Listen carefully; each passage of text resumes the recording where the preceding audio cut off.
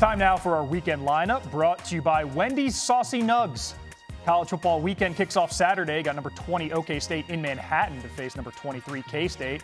Number 15 Louisville heads 4.5 hours north to face the 16th ranked Fighting Irish. Another top 20 showdown, Illinois heading to Happy Valley.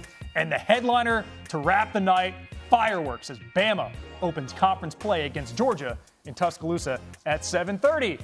Joining our College Football Live family now, ESPN Bet Live's Joe Fortenbaugh. Joe, last Saturday in September, it feels like we're starting to get a feel for who these teams are. What plays do you like this weekend? Gotta wave to the crowd, Phil.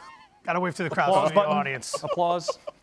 I'm sorry, I was too busy making a stupid joke. I didn't even hear the question. Your bets, why you're here. Who you like, Joe? All right, let's start with Central Florida. Horrible spot for Colorado this weekend. Absolutely horrible. What do we mean by that?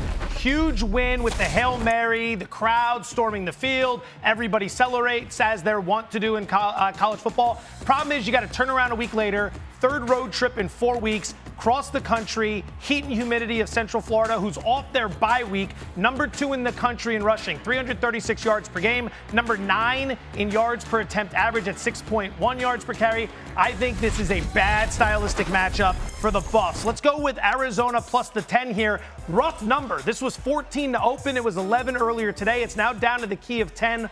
Why? Few key reasons. Again, tough spot for Utah. They were in a war at Okie State last week. Hot, humid. They're on the bye next week. Now wedged in between is a date against Arizona, who had a bad loss their last time out, which was 2 weeks ago. They're on a bye. That game's going to be ugly. Utah wins, but it should be tight. I've got nothing in this one, fellas. I'd love to tell you how to pick. I cannot figure this one out. Penn State opens as a 16-point favorite over an Illinois team that is 4-0, has an extra day of rest, and just came off a huge win in Lincoln, Nebraska against the Cornhuskers. So how are they rewarded? 16-point dog to 19.5 points. Wow. I know some guys that played Penn State at 17. I can't lay that number considering their one big wins against West Virginia, and that has not aged well. This matchup here, under the total, 46.5 between Notre Dame and Louisville.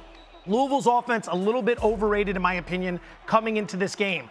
Why? Last week they hung 31 on Georgia Tech, but 14 of those points came from a fumble return touchdown, I believe, and a block kick return touchdown. They've struggled on offense. Notre Dame's defense hasn't allowed more than 16 points in any game this season. Obviously, they all have been tough games, but I think that game's going to be a grind. Watch out for the weather there as well. Yeah, I like that under. Yeah, nicely done. By the way, the crowd is just going nuts up there. The crowd loves it. We do Well have a done. green screen. We can put in a crowd. Yeah. You don't really ever hear from the crowd, interestingly enough. Yeah, they're respectful. They're listening We're to you. operating on offense. And I'm listening to you because I like that under a lot. And the reason is that you've got two good defenses.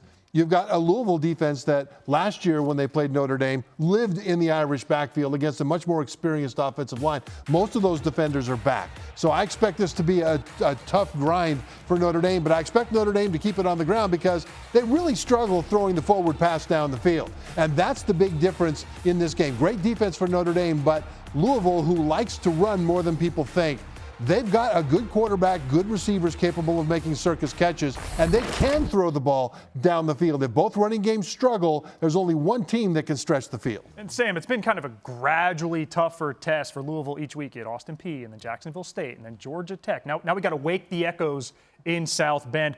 What must Louisville do to keep their perfect record intact Saturday? They have to slow down not just the run, but specifically the quarterback run. Notre Dame has focused their offense on Riley Leonard, not as a passer, but as a runner. The last 2 weeks, back-to-back weeks of over 100 rushing yards. Last week, he went for 154, average 11.9 per carry. The week before, went for 100. They realized, okay, our passing game down the field isn't working, so let's turn our quarterback into a running back. Let's get 10 guys blocking and then use Riley Leonard's speed, use his strength, use his long strides. That's what Louisville's going to have to slow down. Now, thankfully, Louisville is good against the run, but this Notre Dame team wants to be known for running the football. So if you can slow that running game down, now Tyler Shough on the offensive side can get that passing game going. Plays right into the hands of an under. Run the football. Take your time. We're not in a rush to get up to the line of scrimmage. Let's use up that clock. Let's be methodical. Obviously, that's a very selfish request on my behalf, but that's what we want to see here with the clock bleeding down in this game. Louisville's offense, if Notre Dame's defense can continue to perform at the level they've performed, and we find ourselves in a bit of a rock fight here, that's going to play right into the under at 46.5. We saw Notre Dame lose in Louisville last year, 6.5-point favorites, giving 6.5 again this year at home. Either way, All-State playoff predictor gives Saturday's winner about a 50-50 shot, almost exactly, to reach the college football playoff. Thank you, Joe Fortenbaugh. Appreciate the insight.